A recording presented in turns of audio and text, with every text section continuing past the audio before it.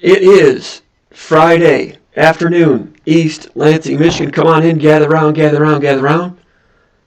Great to have you with us. Great to be talking Michigan State sports.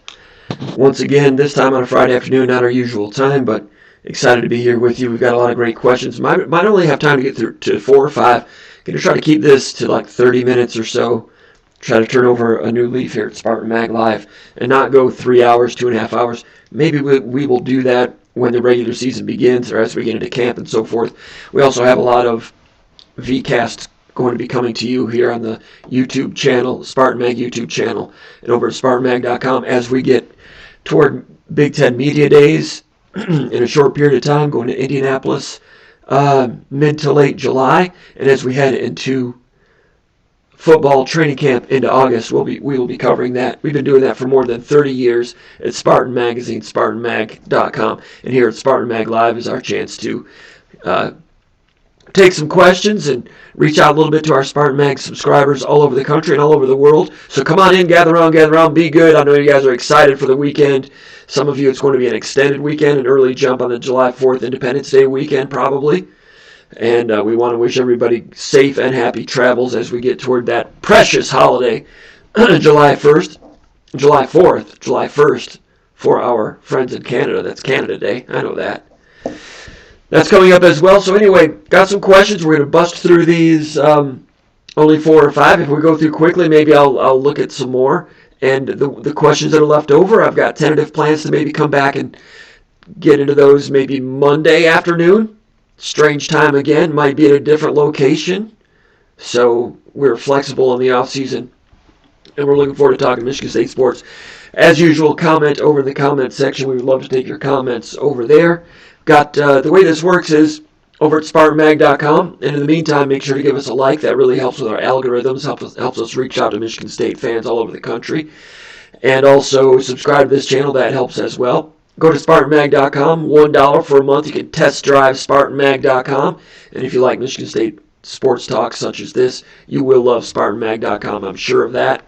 And before long, it'll become a sickness, but it's a healthy sickness. And we recommend it. And it's good times, and it's good fun among good friends. A lot of well-behaved Michigan State fans over there, some of whom aren't so well-behaved all the time, but we're working on them. And we're still trying to arrive at what the proper definition of well-behaved is. We're still searching for that as we move forward at SpartanMag.com. Over at SpartanMag.com, we've been covering Michigan State sports for years and years and years and decades and decades and decades. Go give it a try. SpartanMag.com, $1 for 1 month. We'd love to have you over there. SpartanMag.com, it's the Michigan State site in the On3.com network. Got subscribers, like I said, all over the country. And we appreciate those subscribers that have helped us thrive, relatively speaking, in terms of covering Michigan State sports, being your correspondents for Michigan State sports here in East Lansing, Michigan. Thanks to Paul Konendijk, our longtime associate editor, also intern Jake Laskawa, and Kenny Jordan doing a great job, Jason Killip, our recruiting anchor, all kinds of talented people helping us over there. Matt Dorsey checking in, as always, frequently, and we love to hear from him. And, of course, Ron Armstrong, Big Movie, we'll be hearing from him soon. Not today. Can't get him on the show today. And Jason will be checking in with him with recruiting updates in the future as well. Nothing today, but we won't have Jason on today, but keep an eye on SpartanMag.com. He has continued coverage coming. Right now, over at SpartanMag.com, Jason has a story looking at who's going to be committing next to Michigan State. Michigan State, I think, has 13 commitments in football right now. And also he has some big picture ideas on how Michigan State football recruiting is going in general. And over at Underground Bunker message board, we invite Michigan State fans to post questions, and we field those questions here mailbag style. Over at the bunker, by the way, a longtime recruiting writer and analyst, Matt Dorsey's been doing a great job with some interesting takes on recruiting as recruiting moves forward for Michigan State.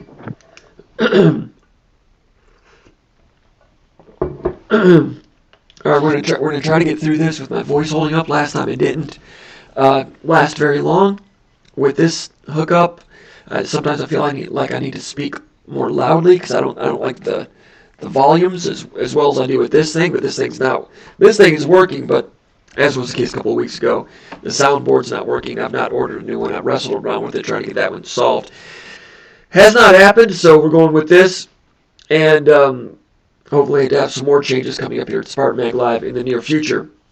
Over at, we've been covering Michigan State sports all week, as we always do every day, on a minute-by-minute, hour-by-hour basis.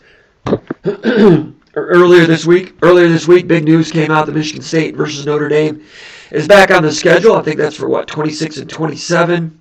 Good news for Michigan State fans there, in my opinion. I think that's a great rivalry, and to have that one back in Spartan Stadium and Notre Dame Stadium is great for Michigan State fans. Everybody wants to play Notre Dame. They can't play everybody. And some of their old rivals have fallen by the wayside. They play Purdue this year, but Michigan State, that rivalry with Notre Dame, it's been interrupted. They will play these 2 times, and going forward, there's nothing on the books that they'll play again. I'm sure Michigan State would like to make that happen. When Notre Dame joined their affiliation with the ACC, that brought 4 ACC teams onto their schedule. Those 4 games, plus the 3 rivalry games they want to hang on to, Navy, USC, Stanford, that's 7 games. And then they want to have a couple of cupcakes, like everybody else, so that's 8 games and 9 games. That leaves room for maybe 2 or 3 games. You throw Army in there. And then, the non-conference games this year, they're playing Texas A&M and Purdue, I think. So not a lot of room for other teams to creep in there. They have scheduled, LSU in the past, Ohio State. Who are some of the southern teams they've scheduled? Texas? I don't know, but Michigan State would like to play them. Purdue would like to play them, but it's hard to schedule them. But that came up officially 26 and 27. It's been out there. Like, Michigan State thought they had a handshake agreement with Notre Dame for years and years, and they kind of took it off of their official future schedule list a couple of years ago, although it remained on some of those unofficial future schedule lists. But not until this week did the handshake agreement become solidified. So Michigan State, Notre Dame, that's great. I love that game because to me it's kind of like a bowl game in September. It's a national game, NBC or whoever picks it up when it's at Spartan Stadium. It's always been memorable and a lot of fun. And I've got a lot of respect for Notre Dame, their band, their helmet, their uniforms. Not always their coaches. Their current coaches I've got a lot of respect for. So that's going to be fun. That's good news. Moneyball be resumed on Tuesday and again last night on Thursday over at Holt High School. Michigan State fans got to look at the returning Michigan State players and also some of the new ones. The big news on Thursday night, Jeremy Fears back on the court. Paul Konderdyk had a story on that over at SpartanMag.com. Go check it out. Jeremy Fears on the court, not full blast, but healthy enough to get out there, continue through rehab after the injury he sustained last December in his hometown due to gun violence. Near tragic situation. Jeremy's in great spirits, and he's adding on to reclaiming his athleticism. The skill level is getting there, looking pretty good. Michigan State is confident and optimistic that he will be full blast by the season. As far as I can tell, there's no reason for big concern about that, but no question he needs to get all of that athleticism back, and he's working toward that. We saw that at Moneyball last night. I was not there. I was in Detroit at Wayne State University, the Sound Mind, Sound Body 7 versus 7 showcase. Was watching Orchard Lake St. Mary's. They have 2 Michigan State commitments, tight end Jason Savory and linebacker Charles White. They also have an athlete, wide receiver, nickelback type of guy named Bryson Williams, who is looking at Michigan State, Kansas. He also visited Rice and Harvard. 4.1 GPA. Interesting young man. Spoke with him last night. Watched him play. Jaden Savory looked pretty good. We talked a little bit more about that last night. But even though school is out and there's no varsity sports taking place right now, there are a lot of things happening in and around Michigan State sports, and we've got it covered over at SpartanMag.com. Whether it be the 7-on-7 showcase or the camps that took place last week and the week before at Michigan State football-wise, basketball recruiting ongoing, and football recruiting Michigan State with about 13 commitments. We'll talk a little bit more about that here going forward in today's episode of Spartan Mag Live. And Big Ten Media Day is going to be coming up in a few weeks. And, a lot of people are a little squeamish about the direction of college football with NIL and transfer portal and the fluctuation of rosters and the way that the rules change every few weeks, it seems like. And I understand that, and I've got concerns about the soul of college football as well. No real problems with NIL because I kind of believe you're worth whatever someone is willing to pay you. And once those TV contracts became so extravagant, some of the coaches were getting $9, $10, $12, $13 million a year, some of them, the moral compass on paying athletes, in my mind, changed. Not that my mind matters, but especially in football, they're out there. It's a short-term career, and those football games are bringing in a lot of money for somebody. So some of it might as well go to them. So I think people are getting more comfortable with that. Especially the younger fans are comfortable with that. In terms of the teams and the players that you root for and seeing them leave and seeing new ones come in as juniors and seniors, that is different. And that's going to take some adjustment. Again, I think the younger fans will adjust to it more so than the older ones who are used to the way college football used to be. Me, it's difficult to see guys like Derek Harmon and Keon Coleman leave. You're used to those guys becoming Cassius Winston types and being in the program for a long time. So that's an adjustment. In terms of pure football, the football is still going to be very good and very competitive. The pageantry is going to be the same with the bands. Will the stadiums remain full? Remains to be seen. But in terms of building a football team, I find it fascinating how they're going to go about all of these programs. How do they build a roster? How do they play portal defense? How do they protect a roster? How do they supplement it? And putting a football team on the field of players, presumably that are still students, still trying to make progress toward degrees. Can all that shake out at the same time? We'll have to wait and see. I'm optimistic about it in some ways, but in terms of pure football, the sport of football, and constructing rosters, I'm finding it pretty fascinating what's going on. Michigan State had a lot of players transfer out, a lot of players transfer in, which is common when you have a new coach. Do you want it to be that way every single year? No.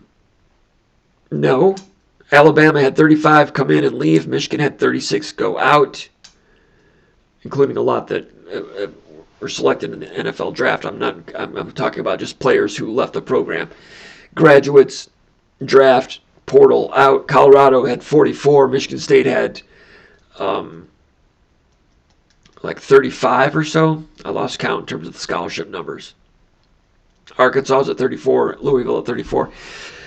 It's the way it is, and roster construction is going to be an intriguing science moving forward, and different programs have different ways to do it. Michigan State right now, 13 commitments. I'll have to look at it again. It changes all the time. They just got another one yesterday. Defensive tackle out of Frankenmuth. All 3 stars for Michigan State right now, and we will talk more about that here in a few minutes. And less money is out there. There's less NIL money available to recruits this year than was the case last year and the year before. Programs are saving that money to retain their own players and go to the portal for players. There's some programs that are paying money for NIL freshmen recruits. Rutgers is aggressive with that right now, and some others. But if you're paying for an incoming recruit, are you going to become shorthanded for players that you're trying to protect on your own roster? These are strategic decisions every program has to make, and every program is doing it with a different amount of money available to them. So Michigan State right now is recruiting 3 stars, and as far as I can tell, the type of players that they're not out there getting into bidding wars with players, but you look at their film, and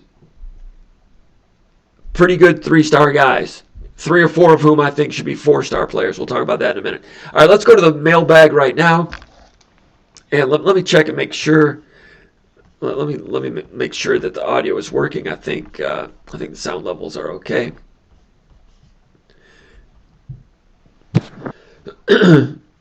Yep. Yeah, it looks like it's okay. All right, audio is working. Come on in, gather around. Let's talk a little more Michigan. Let's get started in the mailbag, talking some more Michigan State football, Michigan State sports. Question number 1 from Desert Spartan from Phoenix, Arizona, which he says is formerly the New Mexico Territory, the Sonoran Desert in the United States of America. A lot of information there from Desert Spartan. Thank you. He says, based on what you have seen so far from the new coaching staff, Where do you see Michigan State football in terms of wins and losses, playoff contention, etc., 3 to 5 years from now? He says, I know it will take some time to establish culture and recruiting relationships, but do you see this staff positioning the football program as an upper echelon team in the relative near term?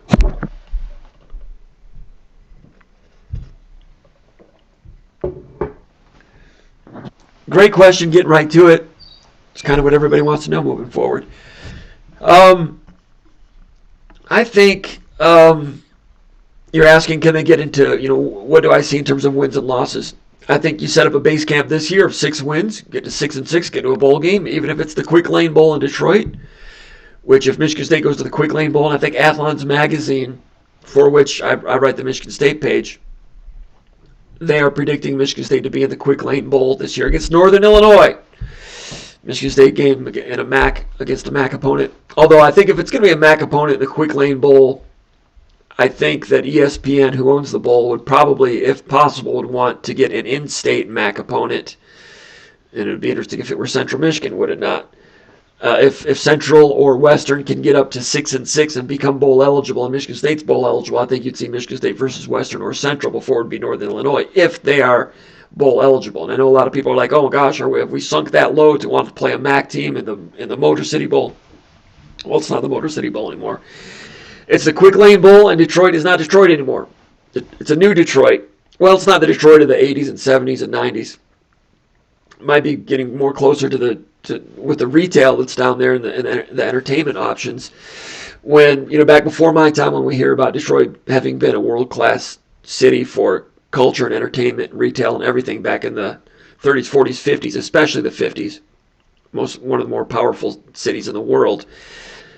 Detroit is a nice place to visit. I've overnighted there a couple times here in recent months, and those of you that live down there, you know that it's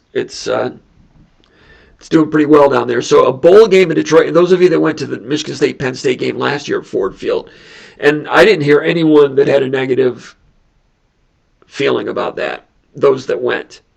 So Michigan State-Penn State last year, at the end of the most tumultuous Michigan State football season possibly ever, Michigan State still came out, 40-plus thousand there, maybe over 50,000 total when you count the Penn State fans. People had a good time with it. And a bowl game, you don't want to be going to the Quick Lane Bowl in year 7 of a program unless you're taking a step backwards after a few years of success. But as this program rebuilds and tries to set foundational building blocks, would you rather be in the Quick Lane Bowl or, I don't even know what the current Big Ten bowl games are. I know, is Las Vegas one of them? That's kind of good for a lower tier bowl. Nashville's pretty good for a lower tier bowl. What's the other one? The one in North Carolina? Is that in the Big Ten? I don't know. See, this is why I need to do rehearsal. I don't even know what the Big Ten bowls are right now. Partly because Michigan State wasn't in the bowl picture the last 2 years. And that thing changes every once in a while. But I don't know. Me personally, I think I'd rather go to the Detroit Bowl than the North Carolina Bowl. It's more convenient. I'd overnight there, and it would be cool. It'd be fun. I think it'd be good. You may disagree. But anyway, so you're asking about in the near future. I think you look at 6-6 this year, and you build toward having a 7-5, 8-4 type of program. Some of you are upset about that. I've said that in the past. I said that in the D'Antonio era, that you're an 8-4 program as your base camp level, your base level. And from that base camp area, some days, some years, when you cycle up in talent with great leadership and good at the quarterback play and good on defense, you can go from 8-4 and jump up to 10 or 11 wins like D'Antonio did a few times. I realize the schedule's going to change. It's going to get tougher now with the Big Ten. Adding teams, might even add more conference games. So I think it's an 8-4 program that can aspire to win 9 or 10 or 11 when things are going really well. How soon can they get there? Great question. I don't want to say the Mendoza line, but what you judge a team program by in the future is going to be whether or not you make the playoff. Now I realize, and it's a 12-team playoff now, I realize programs like Ohio State, just making the playoff is not good enough for them. Michigan State, schools like Michigan State, if you finish in the top 3 in the Big Ten. If you're third in the Big Ten, very good chance you're in the playoff. If you're fourth in the Big Ten, there's a solid chance. Can you be third in the Big Ten at 9-3 and make the playoff? Yes. Penn State would have made the playoff X number of years out of the last 4 or 5 years, whatever it is. Is that enough for them long term? That's up to them to decide. Can Michigan State get into that top 12, into that top 3 in the Big Ten? Sure. Every single year, that's going to be very difficult. It's going to take great coaching to be a perennial playoff team. And D'Antonio's teams would have made the playoff, I think, in maybe 2010, maybe 2011? You can look that up. Definitely in 13, 14, and 15. Just outside the fringe in 2017. So is that every single year? It's close to it. And at that time, D'Antonio had the program operating about as well as anybody could in the history of mankind at that time. Now, I realize in the 50s and 60s, Michigan State was a national power. Some things were different back then, and Michigan State capitalized on those, partly due to their progressiveness and open-mindedness. But D'Antonio had that program operating at near 99% clip. In 2015, when they were, 11-1 in the playoff, playing Alabama down 10-0 inside the 5-yard line. Connor Cook throws an interception because he reads man-to-man when it was actually cover 2 with the corner slotting, interception.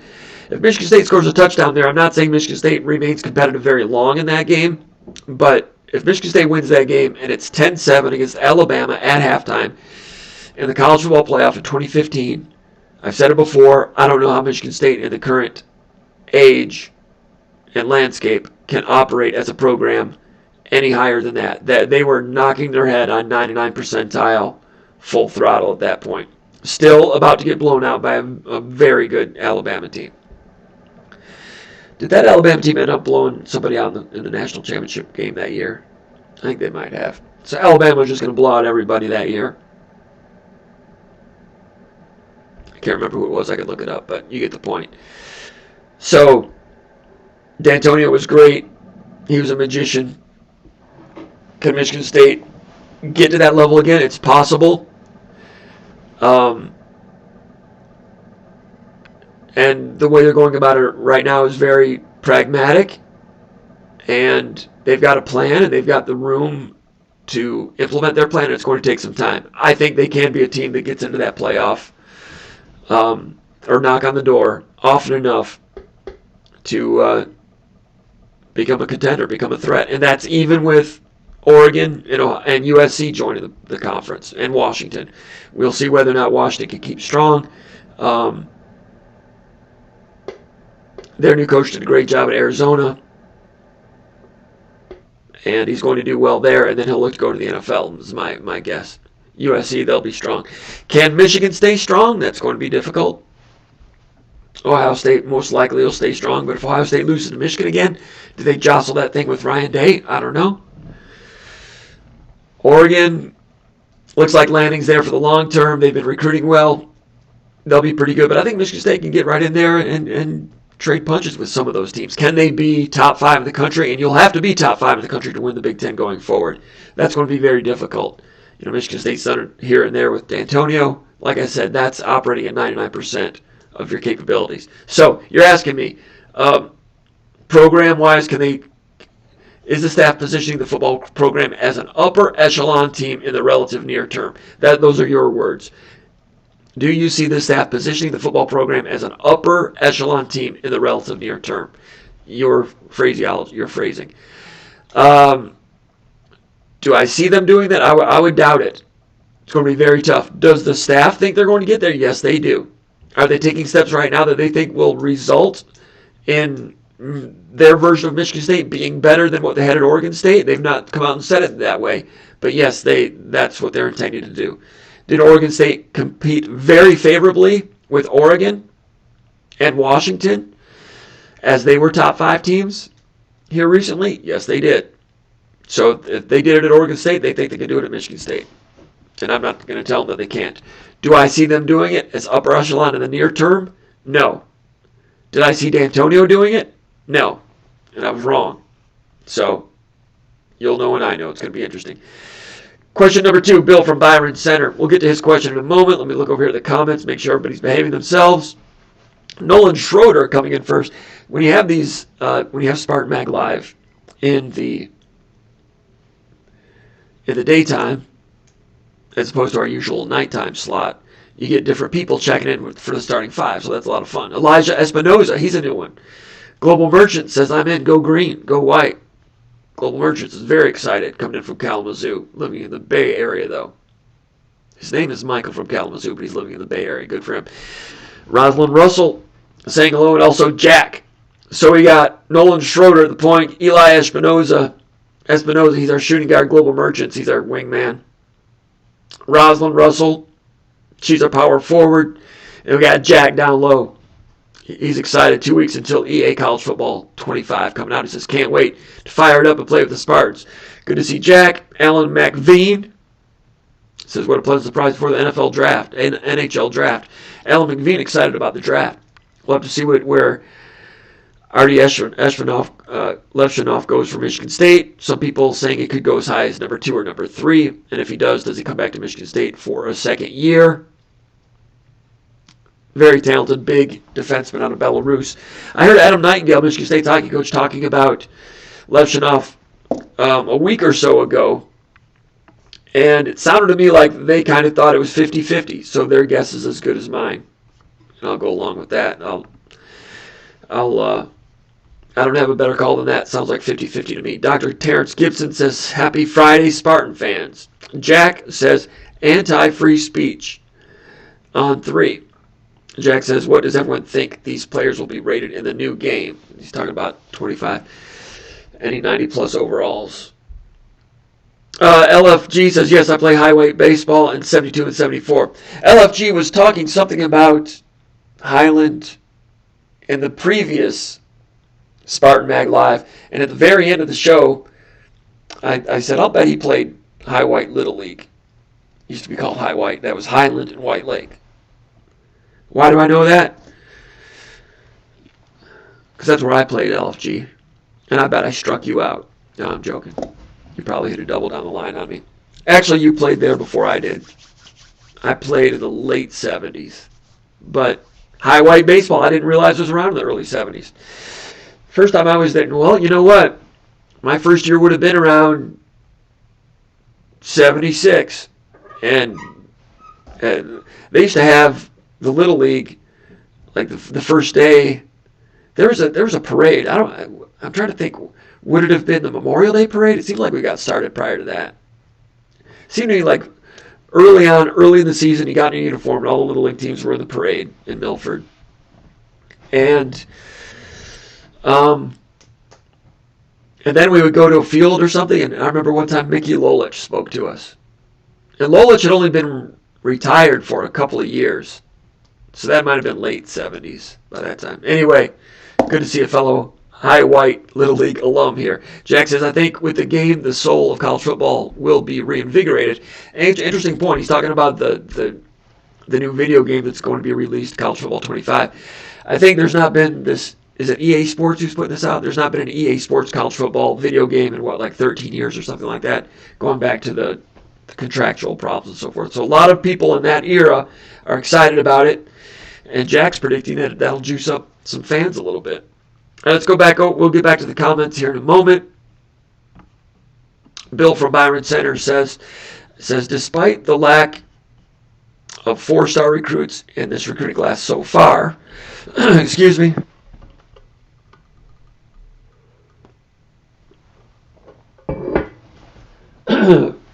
apologize for that. Bill says, despite the lack of 4 stars in this class, have you come to any conclusions as to this class so far? Do you see any reaches? Is Coach Jonathan Smith assembling a class where a few of them might be counted as contributors by the time they enter year 2? Do you see analysts taking on coaching roles as a good thing under the proposed NCAA rules? How do you see that playing out at Michigan State? So a lot of questions there. The last question, do I see analysts taking on coaching roles as a good thing under the proposed NCAA rules? Do you see that as a good thing for Michigan State? Those are new rules that are coming out analysts have been in place for a number of years. Now they're going to let them coach on the field, practice on the field, which a lot of analysts were doing that anyway. Nebraska, I think some people try to get Scott Frost in trouble when a lot of programs are doing that. So now the NCAA is like saying, I think my read is NCAA is saying, look, we can't police that. So any analyst that you have, go ahead and put them on the field. We don't care. I don't see it as an advantage or a disadvantage for Michigan State. There are some programs who have more analysts than others. We've heard that Alabama had an army of analysts, and money was no object for Alabama. So programs that for which money is no object can just add more and more analysts. Do they get something out of that? Some coaches will see it that way. When Jonathan Smith was hired, I think he said, he was kind of surprised at the number of not only analysts, but support staff in various roles. A team of social media people. I don't know specifically who he was talking about, but he said, yeah, we don't need that many people. So I think he thinks he can run a pretty good ship with a certain number of people, and it's not going to be like that huge team picture you saw for the Florida Gators. Head coach Billy Napier, and they had more support staff in the team picture than players. That might be an exaggeration, but I think they seriously had 60, 70, 80, 90 support staff, polo shirt wearing support staff people. So I kind of thought that the NCAA 6 years ago, should have put a cap on the number of analysts and support staff members you can have, because I do think that some programs were hiring more people than other programs were able to. Is that an unfair advantage? Well, NCAA, 20 years ago or 25 years ago, passed a rule. I don't know how long ago it was, at least 25 years ago, back when programs put out media guides. Media guides are basically a yearbook with all the players in there and their bios and history of the program and all those things. And some programs were starting to put out more elaborate media guides than others. So the NCAA passed a rule that said you could not have any color pictures in your media guide, because they didn't want Notre Dame's to be flashy or overly flashy and dazzling compared to, I don't know, West Carolina. Not that Notre Dame recruits against West Carolina, but you get the point. So the NCAA thought it was important enough 30 years ago to prohibit color pages in a media guide, and that rule still exists, even though no one has media guides anymore, so that rule doesn't even matter. But while that rule was still in place, and while programs were still publishing media guides, some programs were hiring 5, 10, 15, 20 analysts, when other programs might only be able to afford to hire 4 or 5. So they wanted to control costs with a media guide, but when it came to hiring analysts, 20 years later, they were not interested in it. It's typical inconsistency with the NCAA that we've seen over the years. So this, and my read on this is they just don't want to govern it. Put any analyst you want on the field, do whatever you want. That's what it looks like to me. Some programs will have more support staff than others, and those that think they can get an advantage that way, they'll do that, and then there'll be some programs that wish they could hire that many, and they won't be able to. And then there'll be programs like Michigan State that I think might, they're not going to have a team picture like Florida with 80 guys and gals in polo shirts and the team picture. A allocation of funds is going to become a big part of this whole thing, especially with the House versus NCAA ruling that came down a few weeks ago. These Power 5 conferences, Power 5 teams are going to have to pay $20 million a year for X number of years. It's not forever. It's just for like 5 or 10 years or something like that. It's still a substantial amount of money, a substantial strain on these athletic departments and their budgets. So you got that strain, and then as part of that ruling, I think it's part of that ruling.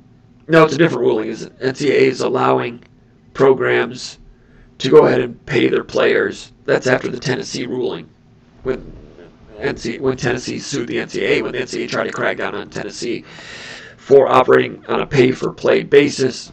NCAA tried to have guardrails and say you can only make money through name, image, and likeness advertising, and Tennessee and a lot of other programs were like, okay, yeah, whatever.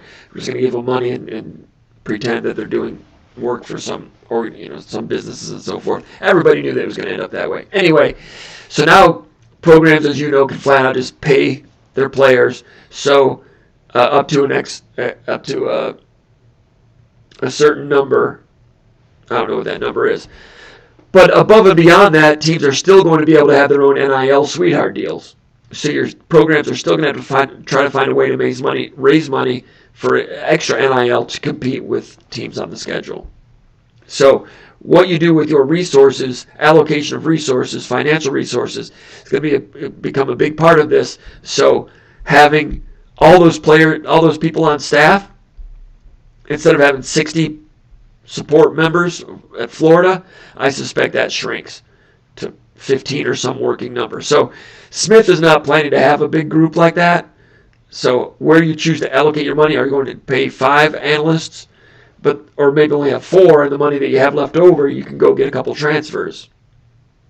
I think water seeks its own level there, and NCAA is saying you can have as many analysts as you want, but how many programs are actually going to be willing to pay that many analysts when there's going to be a tightening of the belt to try to make sure you hold on to your current players, recruit a little bit, and get into the transfer portal.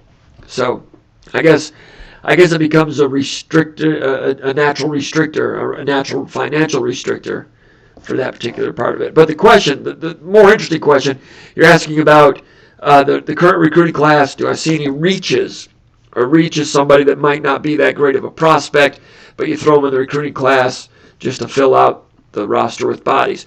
At this time of year, you don't see reaches because the reaches usually happen at the 11th hour when a program has to fill out their recruiting dance card and their recruiting slots, and they panic a little bit and they might get people at the very end to fill out a recruiting class.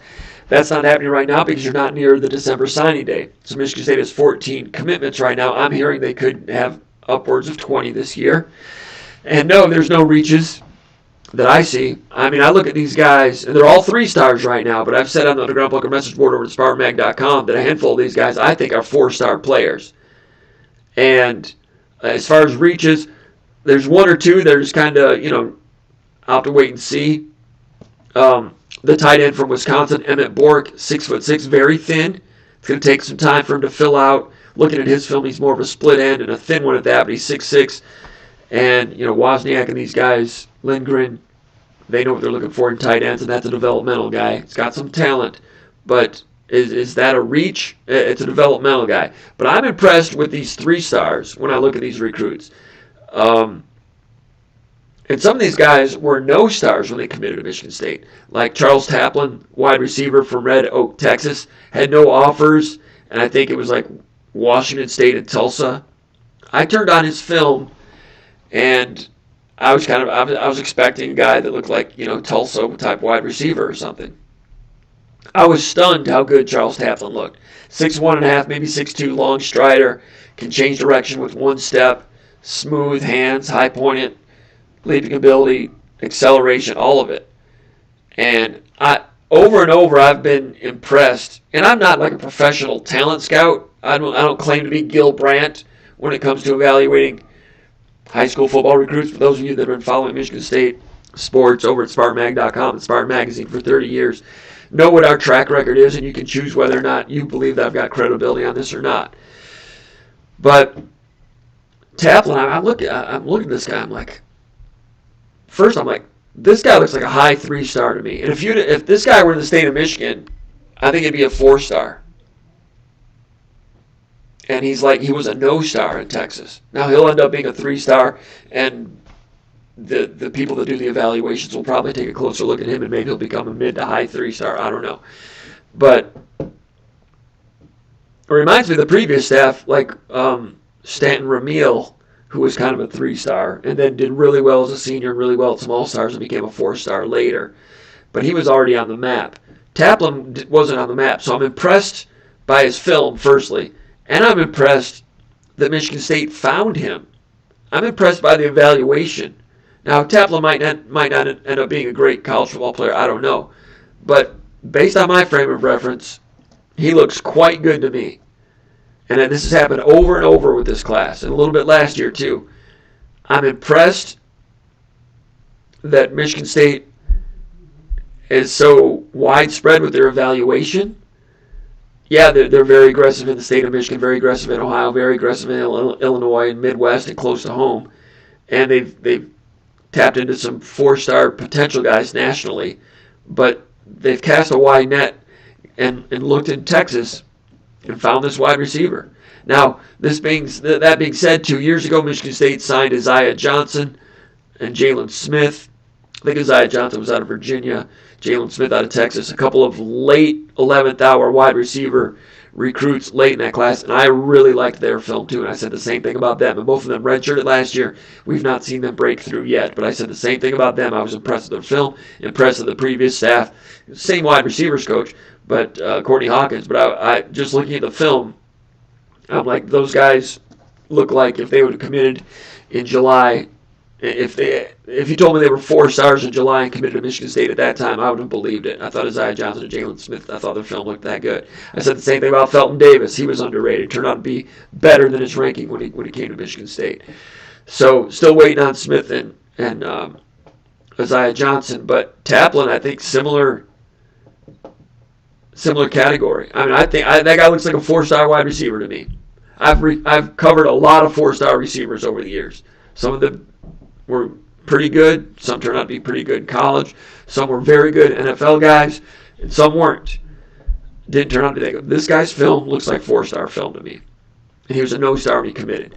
So, in terms of the commitment on paper and the recruiting algorithms, that might look like a reach until you look at his film if you know anything about football. So I like Taplin. And I'd say the same thing about Drew Nichols, the offensive lineman from California. This guy had an official visit at SMU. He was also looking at Boise State, UCLA. Again, evaluation. Nichols, 6'4". Let me see what I wrote about him. He had offers Arkansas, Minnesota, Miami, Arizona. Number 67 player in California. It's a good, solid, reasonable 3-star guy. Plays right guard in high school. But I like the way he can just get up and go as a puller and really cover ground, which is important to this staff because they're big with the wide zone and threading that wide zone and building off of that. They need guys with mobility and physicality at the end of that when they engage. This guy can cover ground, turn the corner, get upfield, find his target with some pop. He plays low, keeps his feet on the ground while he's and good balance on his insteps. He's a knee bender, a squat power guy. Good lower body athleticism and technique. Drew Nichols, solid from Temecula, California. 6'4", 280, good frame. If that guy's in the state of Michigan, I've seen guys like him that are 4 stars every year. He's in California, number 67 player in California. Overlooked, I don't know. But these guys found him. A reach? Hell no. That doesn't guarantee he's going to be great in college, but just as a specimen, coming out of his junior year, solid. I think the quarterback, Leo Hannon, I look at him and I think he's a 4-star guy. I'm stunned how good he looks. I think he'd be a 4-star in the state of Michigan.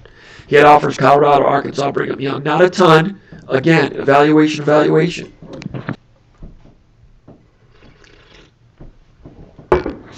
Mobility. He's got some of that Matthew Stafford sidearm flick stuff. What are my notes on Hannon? Test.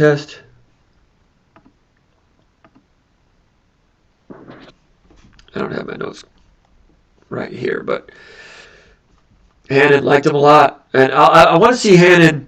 I want to see some full games of him, not just the highlights. Because, highlights, guys never throw incompletions, of course. I want to see what the incompletions look like. I want to see what the mistakes look like. I want to see what kind of reads are taking place. But Hannon, I think he's not a reach at all. And Lindgren is very good at this stuff. I think we're going to see that Lindgren quite respected as an offensive coordinator nationally. And he liked this guy, Leo Hannon, out of California. Got a commitment quickly. A reach? Hell no. I think he's a borderline 4-star guy. And I think he could or should be. I think he would be in the state of Michigan. and nothing against the state of Michigan, but there's not as much talent, so good talent stands out more. And I don't know. So I think Taplin, Nichols, Hannon, and this other guy, Aiden West from Gaithersburg, Maryland. Actually, I'm trying to find out. I've not spoken with him yet. I don't know if it's Aiden or Iden. I've got some questions out to find that out. But I don't know how to pronounce it, but I know how to pronounce this. He's a damn good football prospect. Corner, Gaithersburg, Maryland, 6 feet, 180. Again, I didn't know much about him. He's like, number 30 in Maryland. Let me see who. Refresh my memory what other schools were involved. But this guy checks all the boxes. I mean, I'm not saying he's like 6'3" with 4.2 speed. Like, not those boxes. I'm not saying he's freakazoid.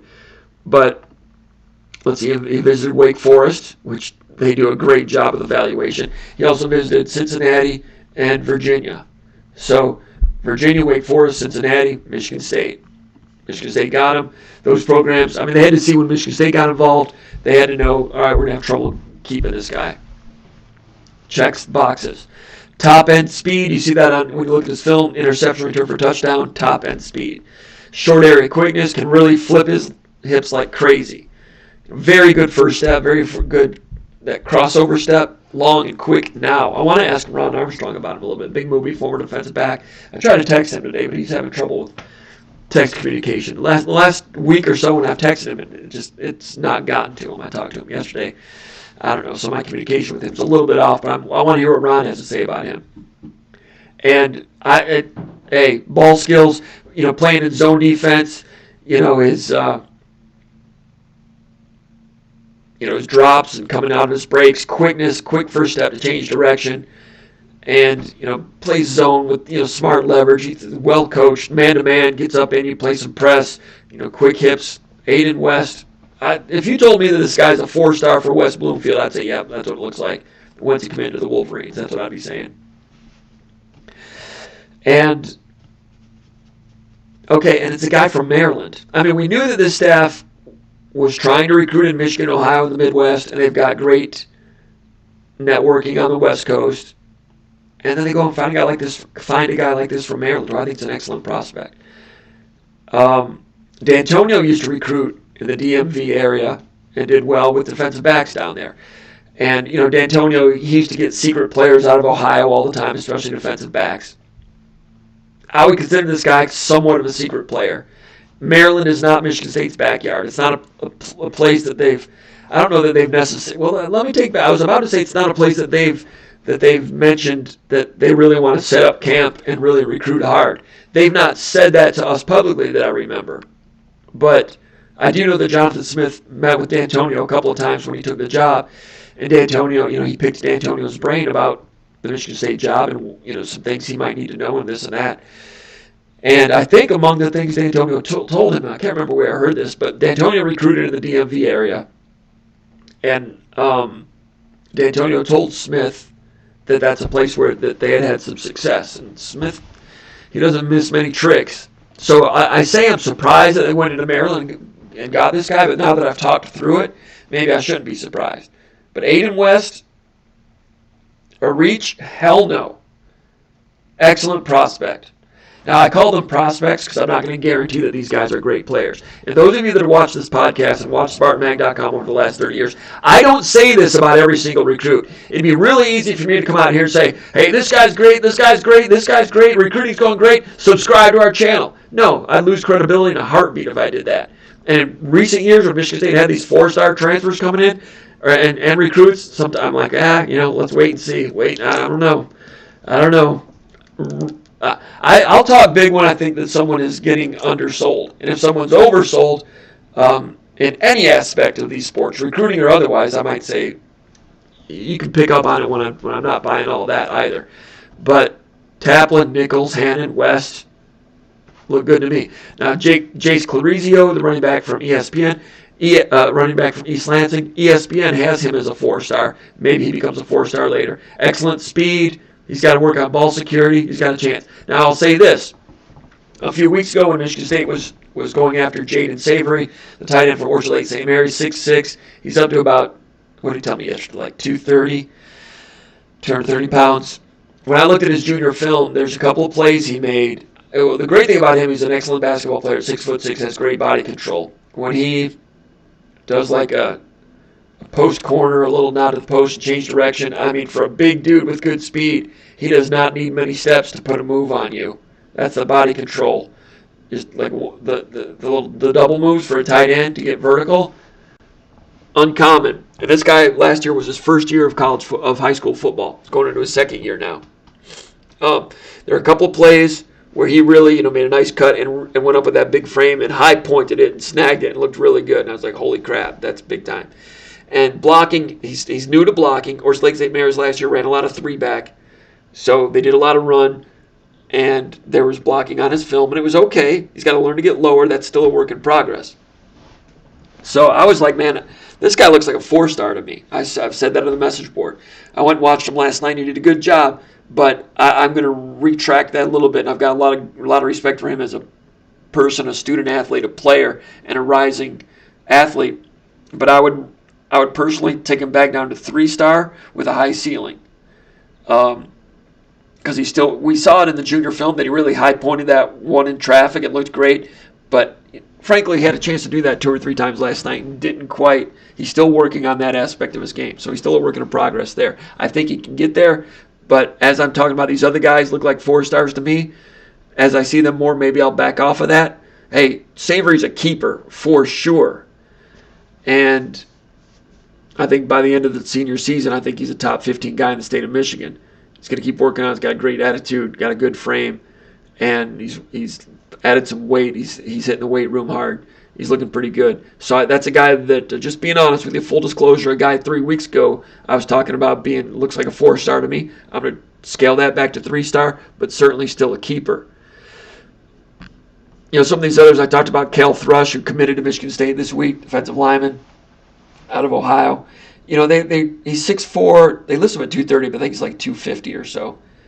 And I talked about him on the bunker yesterday. I could be running film with some of these guys. As SpartanMag, I'll get some film on these guys going forward, and I'll talk over their film as we go forward. But Thrush,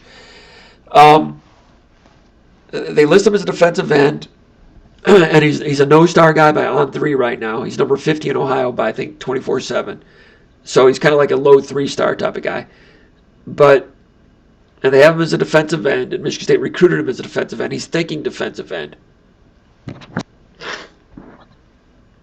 And he has, at 6'4", 230, 240, he has the ability to turn the corner with that ankle flexibility, hip flexibility, to turn the corner, run the hoop through resistance, which is valuable. Does he have the takeoff to really threaten you and make that all work? Maybe not. I think, and Michigan State's not saying this, he looks to me like a guy that I think could end up being a defensive tackle and an athletic defensive tackle in the future. If he puts on some strength and shows some strength and has that, and he's got good upper body quickness, shoulder flake, head and shoulder fake, cross your face, shoulder club, arm over. What do we see from him? Shoulder club, arm over. What else do we see? I don't know about shoulder club rip. I don't know. But he's well schooled. He's an Ohio guy. They're all well coached, right? Quickness. As he matures and becomes 20 years old, 21 years old, 22 years old, and gains thickness, I think he could be a problematic defensive tackle. So I think he's a developmental guy. As a no-star right now, I think there's value there. Not a reach. And defensive tackles are hard to find, and they might have found one right there, even though they're calling him a defensive end.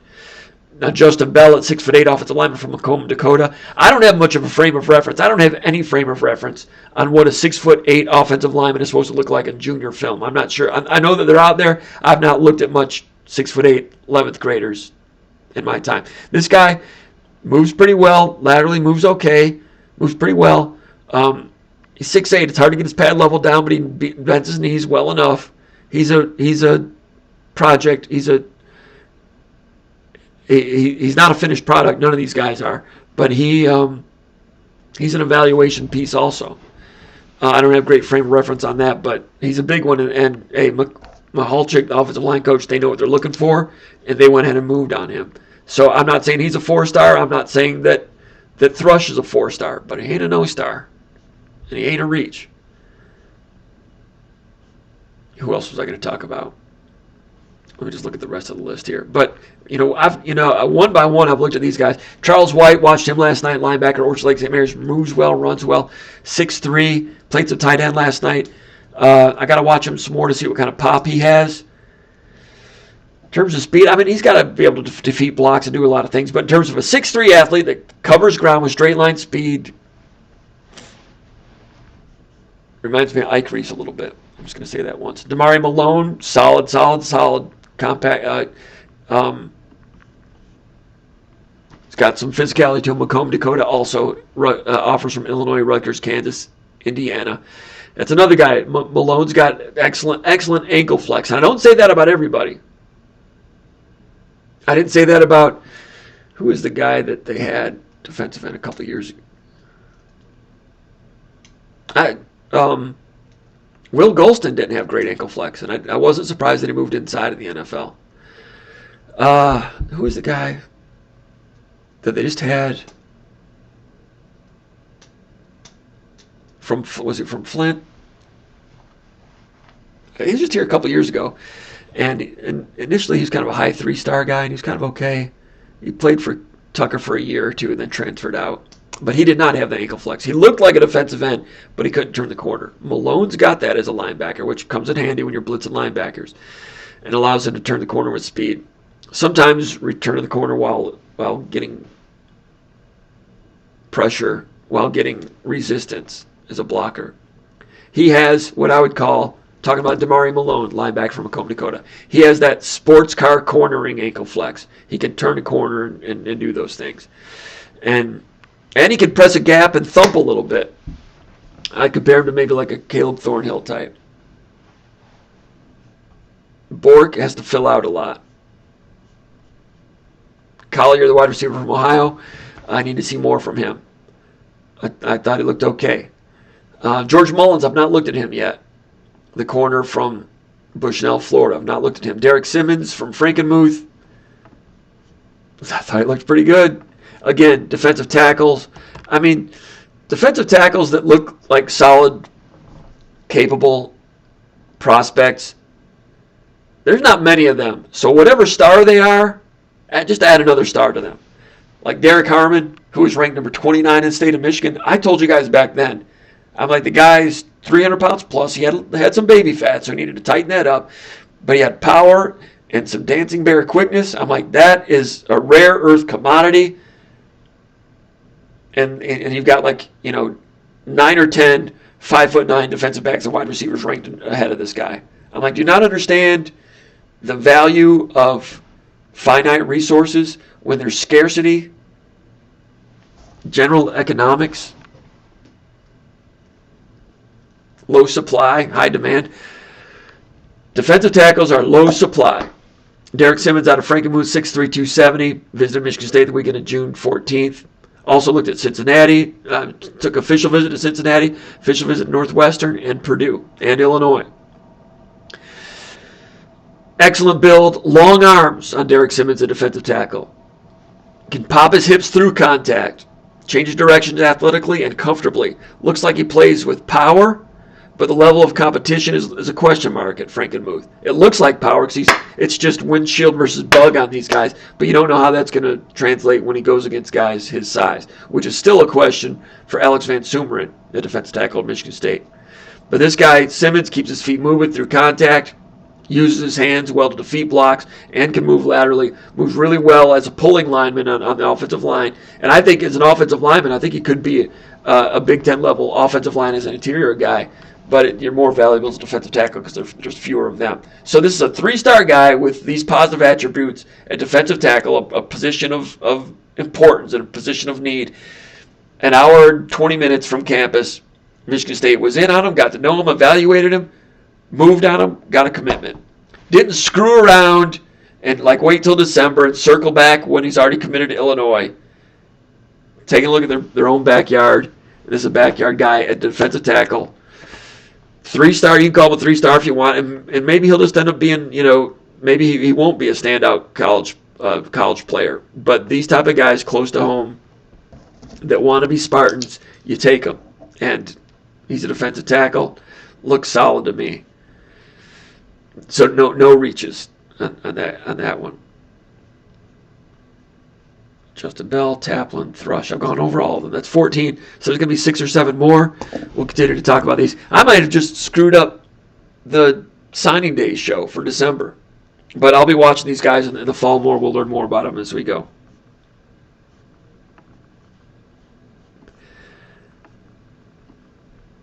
All right, what do we have here? Let me check something else.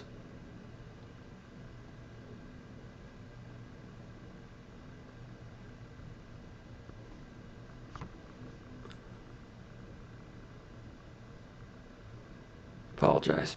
All right, let's go to next question. All right, Staubach from Fort Worth, Texas. He says, in your early assessment of offensive line depth, notwithstanding summer and fall camp development, how many severe injuries of the projected starters are we away from a possible disaster? How many, excuse me, it's gross, I apologize. How many severe injuries of the projected starters are we away from a possible disaster? All right, I'd say, there have been other years when Michigan State has had 3 or 4 injuries on the offensive line, and I don't know if disaster is the right word, but we would see guys in there that we had never seen play before, and that would be difficult. Sometimes it'd be guys we have seen play before, so we've seen that type of injury attrition in the past. It's not outlandish to think that could happen again. And right now, there's a lot of unproven players in the starting lineup in the offensive line. So if you lose 2 or 3 or 4 of those, Brandon Baldwin is somewhat proven at left tackle. He's played a bunch of games, but what has he proven? That's debatable. Dallas Fincher is a second-string offensive lineman, second-string center, guard, functional. He's got to get better. That's debatable, right? So if you lose, Tanner Miller's going to be a good center. He was he second team all Pac-12 last year, or honorable mention, something like that? An important leadership type of guy. You start losing, Michigan State can't afford, you're talking about 3 or how many, you're asking me how many injuries until it's, your words, a disaster. The first string offensive line is a question mark as it is. So if the first string is a question mark with some unproven players, obviously the second string is even more unproven. Ashton Lepo is going to get the call, most likely, presumptive starter at right tackle, unproven. Luke Newman coming in from Holy Cross, I really like his film at right guard, most likely, unproven at this level. Tanner Miller coming in, proven in the Pac-12. Left guard, Christian Phillips, presumptive starter there, backed up by Gavin Brocious. I think they both have a chance. Both have some solid qualities. Unproven. So, in Brandon Baldwin, he is what he was at left tackle. Is he any better with the new coaching staff, new strength staff? Have to wait and see. Have to hope so. He was kind of, you look at his PFF rating, he was substandard. I don't disagree with that. So, if he's substandard, what's behind him? If he's unproven, and he's still unproven after all these, he's functional, but you're seeing where I'm going with this. A lot of those guys are question marks, and I'm not closing the door on the possibility that they could all surprise individually and then collectively be far better than anyone expects. That's still possible. But you're asking me how many injuries can they sustain before it's a disaster? It could be a disaster with no injuries. But so first string is a question mark, so you can imagine what the depth is. That being said, I think the long term, there's some. I think there's some bullish commodities there for the long term. I think Christian Phillips had a nice spring. He's got a lot of strength. He's gotten in better shape. They say he's got the quickness. So we'll see what that looks like. I think long term, it's a redshirt sophomore. Gavin Brocious, redshirt sophomore. I think those guys have a chance. Stanton Ramil was injured all last year, had a setback in the spring. I suspect he'll be in the pads full go for fall camp. All kinds of ability. He might be the most talented offensive lineman in the program last year. Might still be that way. So long term, Phillips, Brocious, Ramil, there's a lot there. I think Mercer Lunyeski, and Charlton Lunyeski, guys that came to school, enrolled early, played in the spring, they look like they belong right away. Those guys look good. A.J. Dennis transfers in from Illinois. I watched the Illinois spring game. Solid. A lot of athleticism in him also. Those guys have all shown me something. Phillips, Brocious, Ramil, Lunyeski, Dennis. They haven't played a down. A meaningful down. I think Brocious might have gotten... I think Phillips played field goal protection. Got a couple snaps against Richmond, I think. Still waiting to see on Ashton Lepo. I love Rakeem Johnson's film. The kid coming in from Idaho. Athletic. Terrific athlete. I think that he can be a defensive tackle athletically. But recruited him as an offensive lineman, a guy that can really get out and go in the wide zone. So a lot of unproven players, but I think there's some building blocks there, but it's going to take some time. And they cannot afford injuries this year on the offensive line if you want to have a surprise season. So how many injuries till it's a disaster? It might be a disaster anyway. But, it's a tight situation. They can't afford more than 2 or 3 there, I wouldn't think, unless, Ramil and the Lunyeskis are farther along than I realize. So, which is possible. Question 4, about ready to wrap up here soon. Desert Sparty from Arizona says, Jim, which football game are you looking forward to most this season? All right, I wrote down some cheat sheet answers to this. I didn't realize that he said Michigan State football game. I assumed that's what he meant. But I thought when I first wrote this down, I wrote it down the question as what football games are you most looking forward to? And just to be a wise guy, I was going to say, I'll get to the Michigan State stuff, but Ohio State at Oregon I think is interesting. Ohio State does not, and I looked at Ohio State's schedule. I didn't realize this. I missed the memo on this, but Ohio State's non-conference schedule, Akron, Western Michigan, and Marshall. Akron, Western Michigan, and Marshall. Did Ward Manuel put that schedule together and Jim Harbaugh? Everybody's copying. I know Ohio State had a schedule like this 3 or 4 years ago. But Ohio State has more talent than anybody in the country. And they have a non-conference schedule like that. A MAC non-conference schedule. I like Ryan Day as a person. And there's a lot of things about the Ohio State football program that I respect, believe it or not, even though some of it is a little bit obtuse. But I can't respect that. I mean, play somebody, lose the game, you're still going to get the playoff. What the hell is this? And long term, the broadcast companies are not going to go for this. They're going to tell Ohio State or the Big Ten, they're going to. You got to schedule at least one Power 4 opponent. Akron, Western Michigan, and Marshall. I got that right? Correct me if I'm wrong on that. Ohio State, scheduling like Jim Harbaugh. That's cowardly. Worked for Harbaugh last year, though. And Harbaugh he's got a tattoo that says 15-0, but Harbaugh, I think, was 8-0. Had a good team, right up there with Tarkanian's teams. Anyway, Ohio State at Oregon is going to be interesting because Ohio State does not do well on the West Coast with any coaches ever against the Pac-12 in general. Then they played Oregon a couple times a couple of years ago, and Oregon, or just, I guess, in Columbus a couple of years ago, and Oregon really surprised them, beat Ohio State soundly. Ohio State going to Oregon, it's a couple of top 5 teams maybe. That's going to be great, and Ohio State's going to have a lot of trouble with that game, I think. I mean, Oregon's got a new quarterback situation. Who's the guy that transferred in? Let's see. And Oregon's got a couple of excellent receivers. I mean, they've been recruiting well, and then Lanning continues to recruit well. Dylan Gabriel transferred in from Oklahoma.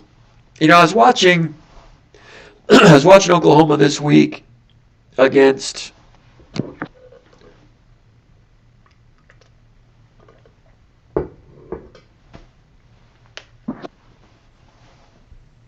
Oklahoma against Central Florida because Michigan State has Nakai Martinez, safety for Central Florida. So I was watching Martinez because he's a Spartan now.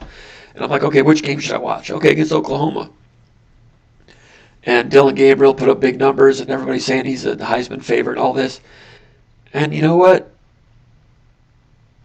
I don't think he's as good as Bo Nix, who they had last year. Maybe I've not watched enough of Dylan Gabriel. Everybody's all high on Dylan Gabriel. We'll see. But Oregon, they had a top 5 recruiting class this year. Ohio State, Oregon's going to be fun. Texas against Michigan's going to be interesting. A lot of anti-Michigan people that are around here think that Texas is, that'll be fun. Michigan's going to lose to Texas. I wouldn't be so sure. It's at Michigan, right? Michigan's defensive line's going to be good. Ball control, tight end. I know Texas had a ton of talent last year. And, coulda, woulda, shoulda beat Washington and played Michigan in the final game last year. I don't know, but that'll be an interesting one. Penn State at West Virginia. Have they ever played? They're right in each other's backyard, not to borrow the backyard brawl rivalry phrase, but Penn State, West Virginia, that's a fun one. It's at West Virginia. I know West Virginia is it's not a great era of West Virginia right now. But, hey, Penn State, at least they're playing West Virginia. And that's a little bit refreshing because Penn State must flat out be afraid to play Pittsburgh. They dropped Pitt from the schedule. I know Pittsburgh's not really good right now, and Pittsburgh, didn't, in the Narduzzi era, never quite got over the hump against Penn State in some very heated games. But Penn State, I don't know any other explanation. It seems to me Penn State's afraid to play Pittsburgh. I know Paterno used to complain about Jackie Sherrill cheating and didn't want to, but they still played him. But and Penn State, their whole branding is unrivaled.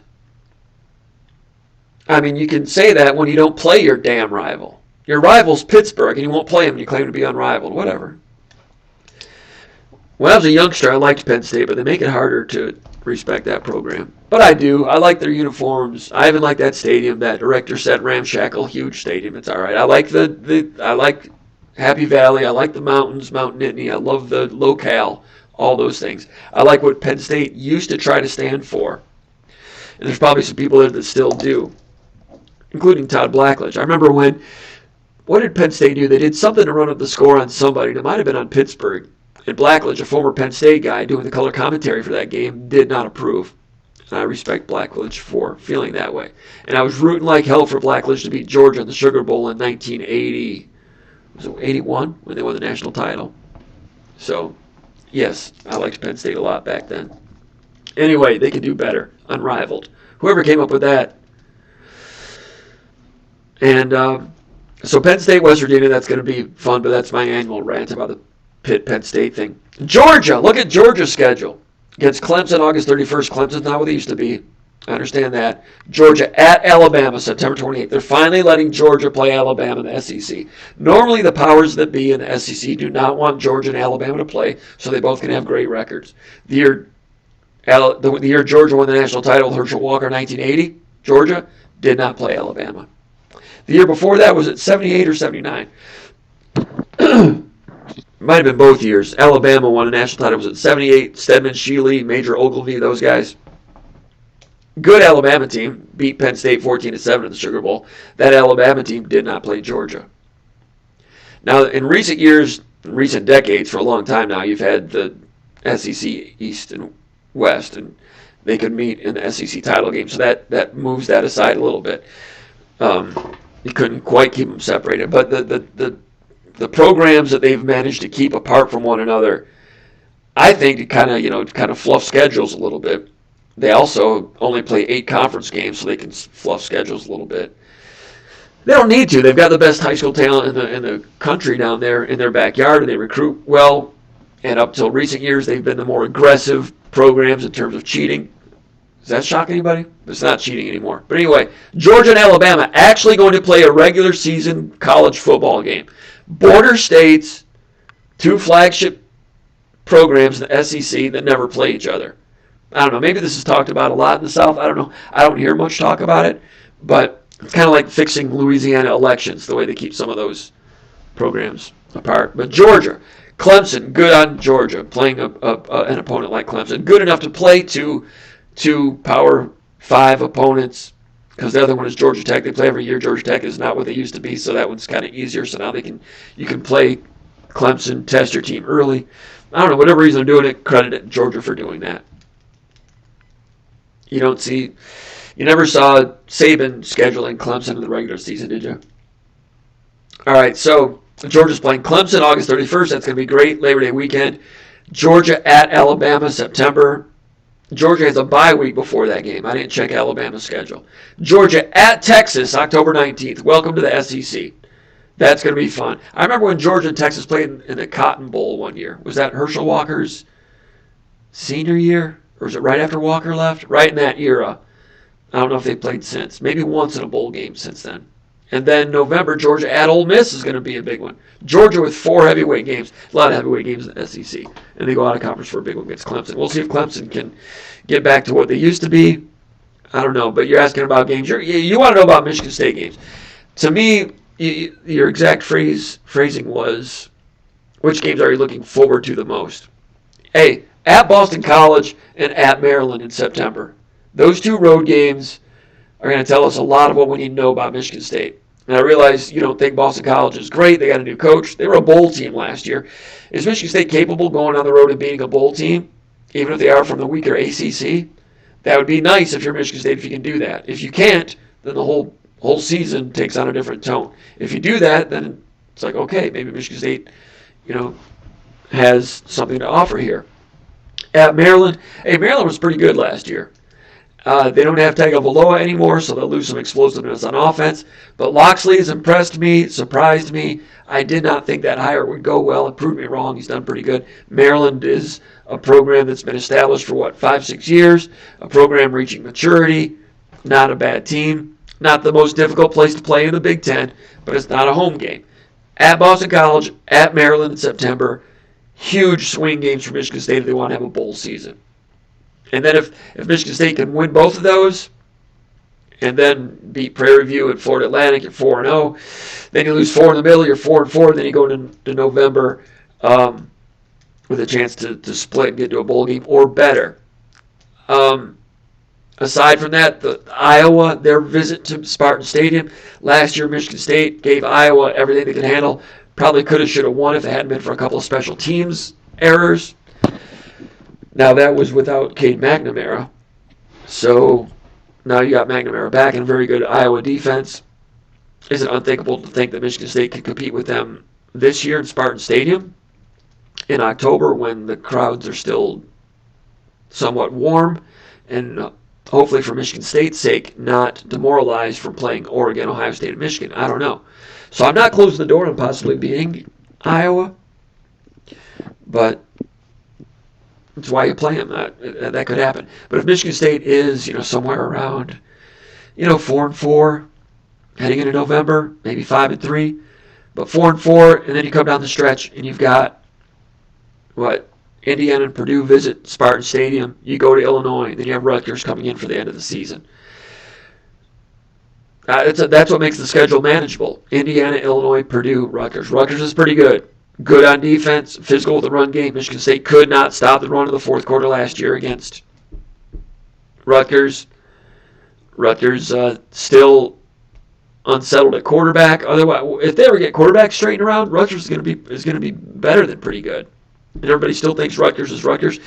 That's for people that don't really watch college football and just assume that the name brand is something beneath or lower. No, Rutgers was solid last year, and I've not looked at them top to bottom, but they're establishing a defense that's going to be consistently good every year. Maybe not great, but along the lines of what D'Antonio had and what the Parkers have had at Iowa, where you just know that defense is going to be solid every year.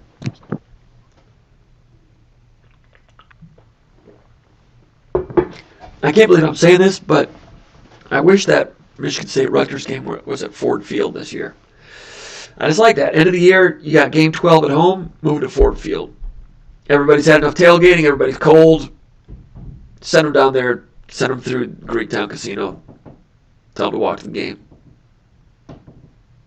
Somebody there? Anyway, I thought someone was knocking on the door. Question 5, we'll wrap it up. From Mullen Lobby in Gladwin, Michigan. He says, I like the way the 2025 class is coming together. Many mid to high 3-stars that the coaches really like, which seems similar to how D'Antonio and his staff built their last teams. That being said, is it possible to have a developmental program in this NIL and transfer portal era? Good question. Can you have a developmental program? The answer is no one knows. It's still being mapped out. We're learning as we go. You're learning as you go. people are going to do it different ways. Rutgers is putting money out there to sign some recruits and paying money for people. Michigan State right now, reluctant to do that as they get the building block started. They're going with 3-star guys that they don't have to pay money for. I'm sure there's some NIL deals being talked about, but it's not like they're putting a whole lot of money on the table and outbidding Miami and Oregon to get a recruit. They're not playing that game anymore. They attempted to do it in previous years, ended up losing most of those guys anyway. Got some guys that came in at a high price that never played, like the quarterback from in Oregon. What was his name? Last year, had him last year. I've forgotten his name already. And then by Job, Michigan State paid him. Got 11 snaps out of him last fall. And then want to get paid again, probably. Nothing against him. That's just, do you want to play that game? So Rutgers is getting some guys like that, and some other programs are paying some people now, but you're going to pay them again next year. I think Michigan State's going the direction of, we want to get guys that want to be here, be part of the culture, build a team, and then as you prove yourself, you'll get paid later. I think that's kind of the way they're going. I think that makes sense right now. And right now, Michigan State potentially has a chance to be competitive at NIL, but right now they're still trying to get that airplane off the runway. They got to make some decisions on that and latch up the train, load it up, and get rolling. And that part of it is out of Jonathan Smith's hands. So yeah, I think you can recruit a good. If evaluation is really good and player development is really good, you can put together a program that can be super competitive and really good. And then you pay money to keep your guys. Then you go out and pick and choose a little bit with NIL. Yes, you can be a good program doing it this way.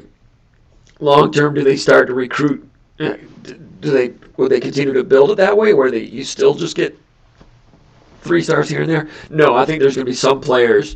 The next time there's an Aiden Childs recruit out there will be some recruits that are exceptions that you pay a little bit, that you would compete NIL wise. Not for Bryce Underwood. LSU got him. Okay, great. Dante Moore goes to UCLA, then to Oregon. Okay, great. Childs, they paid to get him at Oregon State. Somebody paid to bring him to Michigan State.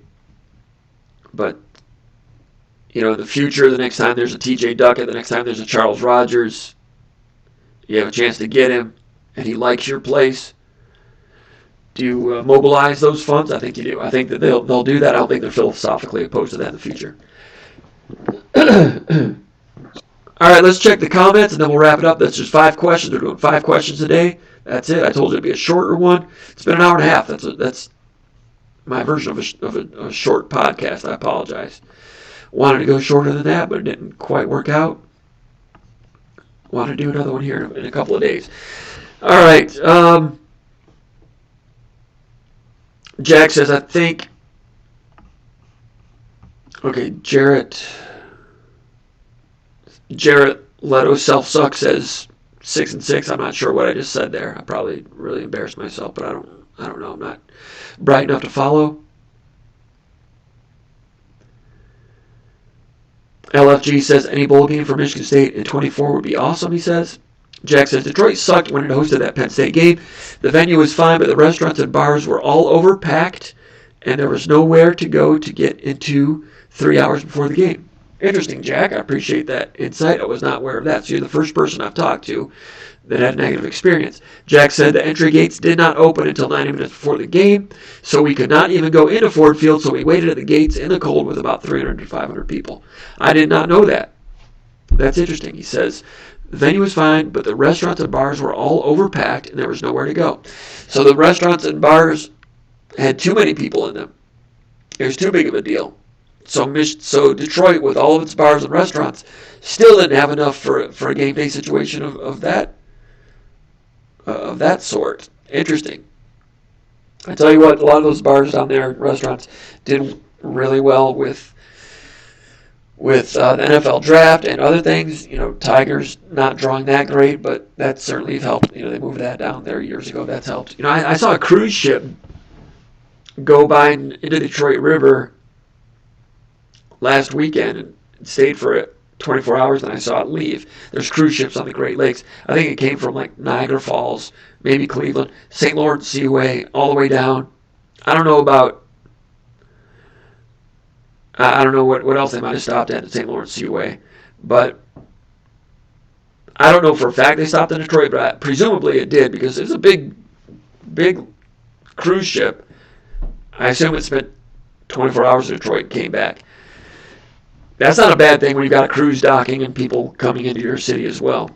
So maybe there'll be, since there's a surplus of demand there, or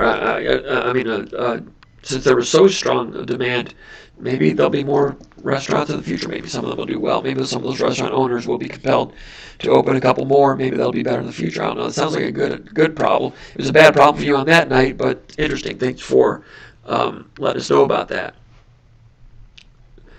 LFG says,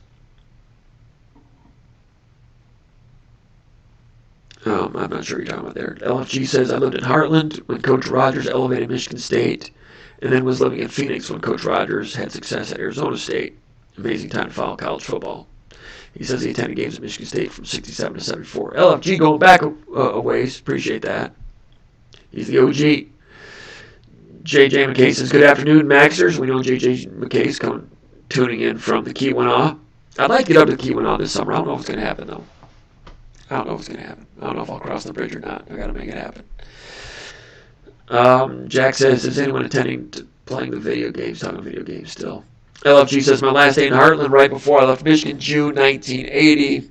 I passed a Little League field, and Mark Messner towered over the other kids on the fields that day. I didn't know Messner was out there. I know Messner was from Heartland. Messner... that's right when I was playing there. Yeah, Messner was about my age. So I didn't play against him. I'm trying to remember about any massively huge guys back then. And so your last day in Heartland before you passed the Little League field. You're talking about going M59 toward Howell, right? Out of Milford or out of Highland, with Milford to the left, north of Milford. Interesting. I didn't realize that about Messner. I was probably out there with him somewhere, but maybe might have been 2 years younger, maybe 2 years older. I'm trying to think. Messner was the same year as Mandrich. Mandrich was a couple years older than me. Messner was a couple years older than me. All right. What do we have here before we sign off?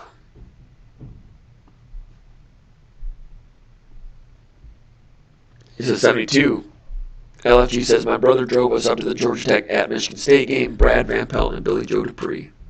Rosalind Russell says, I'd like to see an incentive-based NIL program based on performance, very similar to the NFL, as well as corporate life. Team makes a bowl, players get a bonus. I think you might see pay-for-play come from those bowl games in the future, because you've seen so many players opt out.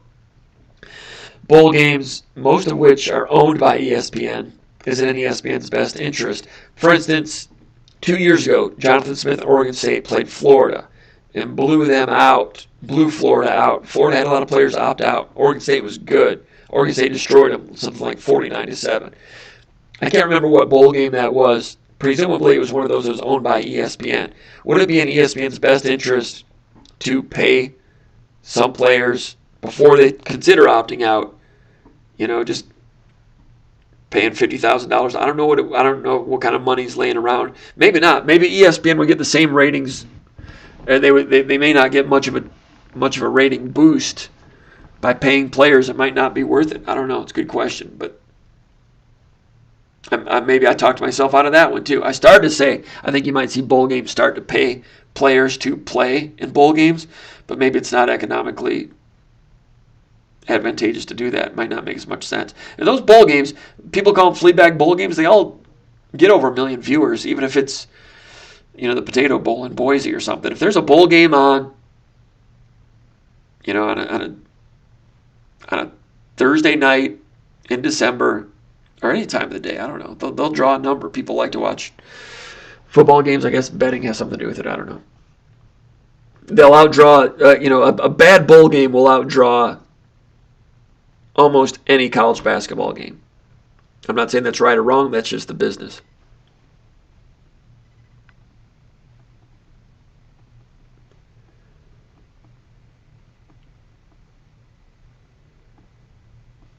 All right, a lot of conversations going on. Tanner Miller, second team All Pac-12. Thank you. Dylan Gabriel, thank you. LFG's on it. He knew where I was thinking. 1980, Georgia won the national title. I knew it was 80 with Herschel Walker. LFG says 78, Alabama lost to USC, and AP fraudulently voted Alabama #1 after the bowl games. 78. What did USC do that year? Georgia lost a bowl game to Texas around 2018. That's right. And I thought that they did play again. That's right. And that was the first time they played since that Cotton Bowl. 84 Cotton Bowl, Georgia versus Texas after the 83 season. So that would have been right after Walker. Walker's senior year was 82, so it was the year after Walker in the 83 season, Georgia versus Texas. And there were some national championship implications in that one, if I remember right. And that's about it. I appreciate everybody checking in. We're going to go ahead and wrap it up. It is almost 5 o'clock on Friday. So everybody, I'm going to turn everybody loose on your own reconnaissance. Hope everybody has a great weekend. And sorry I've not looked at the camera enough. I've been reading stuff and reading notes. Only had 5 questions, and I was going off on some tangents and so forth. But I appreciate everybody. Appreciate the support. Appreciate the likes. Give us some more likes. Subscribe to the channel. Hope everybody has a safe weekend heading into Independence Day week. I'm tentatively planning to maybe get this going again on Monday or something like that. So check your local listings. We might have something on Monday or Tuesday. I'll let you know. And go over to SpartanMag.com for coverage and video and Underground Bunker message board of some of the Moneyball stuff that's been going on.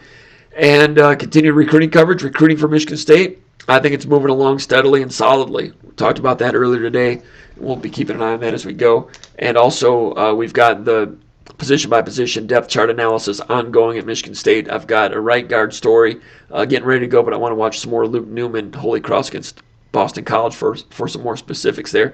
Maybe I'll get some work done this weekend. Anyway, appreciate the support. Appreciate all the Spartan Maggers out there supporting Spartan Magazine and SpartanMag.com over the decades. Certainly do appreciate all the people doing the fine work at SpartanMag.com. Paul Konendijk, Jake Laskawa, Jason Killip, Kenny Jordan, everybody, and all the people that contribute to the SpartanMag.com Underground Bunker message board and the Final Forum message board. We will see you soon. Thanks for checking in. Everybody have a good, safe weekend and drive safely. We'll see you soon. Take care.